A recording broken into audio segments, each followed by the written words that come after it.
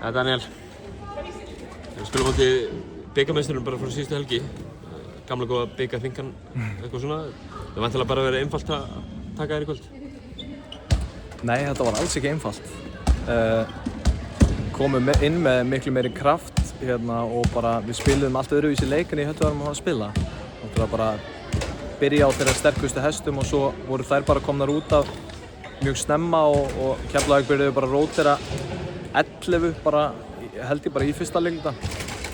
Greinilega að hvíla og eitthvað svoleiðis en mér fannst við bara svona missa droppa orkustigin okkar leið og við sáum þessa breytingar sko, sem má ekki gerast. Við erum bara að fara inn í mikilvægasta tímamann á ári og þurfum bara að vera sterkar í haustum heldur þetta. Frábært lið sem voru að spila á móti í Keflavík.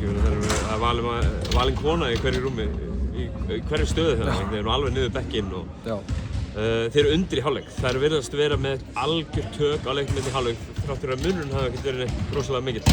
Áhorfendur tók eftir því að liðið þitt kom ekki út fyrir að það var bara mínúta í leika eitthvað. Hvort var Daniel rólegur að fara yfir taktík inn í klefa eða var hárblásarinn ennþá í gangi?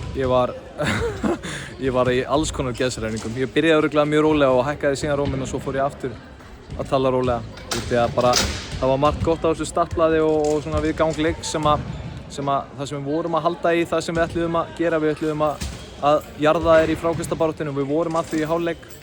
Það sem var ekki að ganga að Keflavík eru eldfljótar að spretta völlinn og finna opið þryggjustigaskot fyrir einhverja af þessum bestu þryggjustigaskeytum landsins sem þær eru með þarna í hópi á sér. Og við vorum bara pínu latar við að drífa okkur tilbaka og latar við að tala og ég held að hálfleiksræðin hafi nú bara aðlega snúist það sko.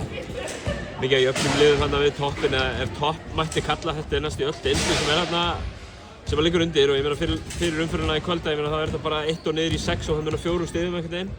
Það er vantilega að vilja sækja hann sigur hérna í kvöld til þess að svona vera alveg öruggar með heimavöldu eða bara efri hluta kannski.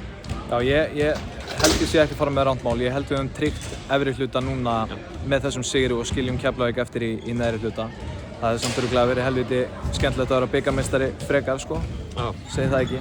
En það er bara markmiðið okkar sem við settum okkur í byrjun náð og nú erum við bara að stefna á hinn markmiðin sem við setjum okkur inn í janúar.